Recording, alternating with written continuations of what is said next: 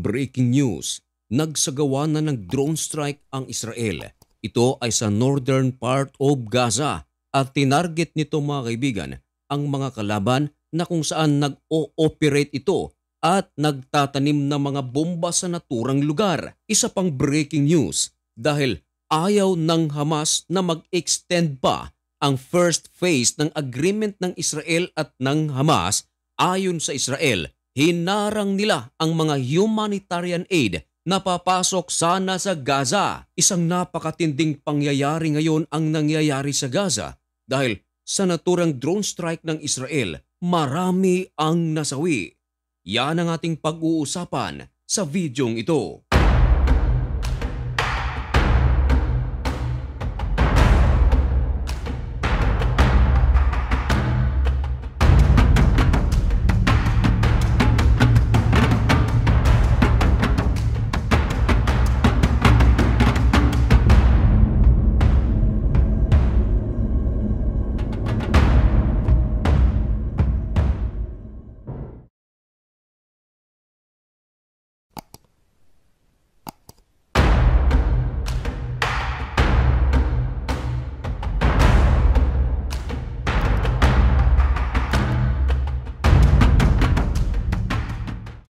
Maligayang pagbabalik mga kaibigan.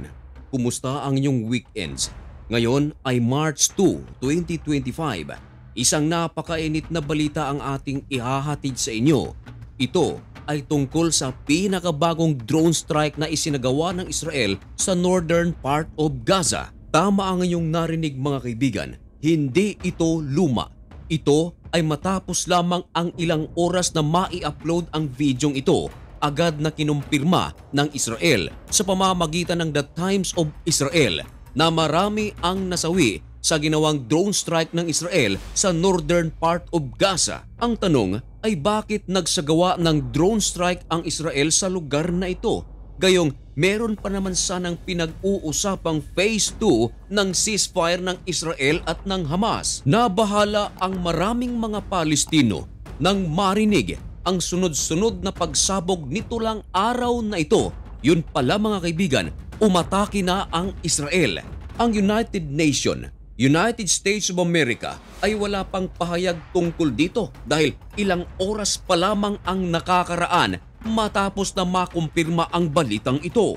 At ang matindi mga kaibigan, hindi lang The Israel Times ang nagkumpirma ng balitang ito, kundi maging ang Palestinian media ay kinumpirma nila na talagang marami ang nasawi at marami ang sugatan sa naturang drone strike na ito. Pero mga kaibigan, wala pang masyadong ibinibigay na pahayag ang IDF tungkol sa insidenteng ito.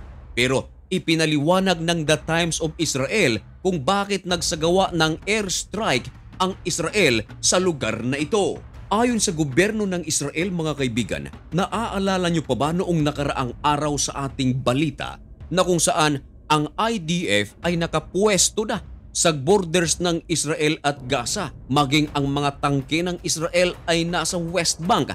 Ngayon, dahil sa mga sundalo na idineploy ng Israel sa mga borders, ngayon namataan ng IDF na merong operation na isinasagawa ang kanilang kalaban sa northern part of Gaza.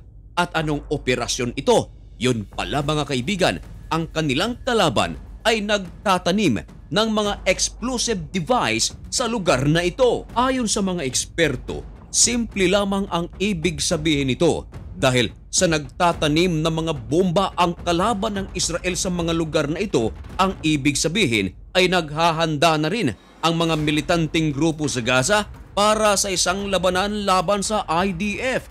Pero nakita nga ito ng IDF at nagsagawa agad ng drone strike. Matapos ang mga pagsabog, tumambad ang maraming mga wala ng buhay at ang iba ay mabilis na isinugod sa mga pagamutan. Kaya dahil sa pangyayaring ito mga kaibigan, nagmando agad ang gobyerno ng Israel at agad na ipinakalat ang maraming Israeli military sa buffer zone along the Gaza borders. Dagdag pa ng Israel, hindi raw nila ipahihintulot na maulit ang October 7, 2023 At patuloy daw nilang wawasakin lahat ng mga plano ng kalaban para sa buhay ng maraming mga Hudyo. Ayon sa Israel mga kaibigan, ang Hamas daw ang ayaw na ma-extend pa ang ceasefire at ang first phase nito. Kaya naman, dahil sa ayaw ng Hamas na ma-extend pa ang ceasefire, agad na nagsagawa ng aksyon ang Israel. At ano ito? Ayon mismo sa The Times of Israel, hinarang ng Israel ang mga humanitarian aid na papasok sana sa Gaza.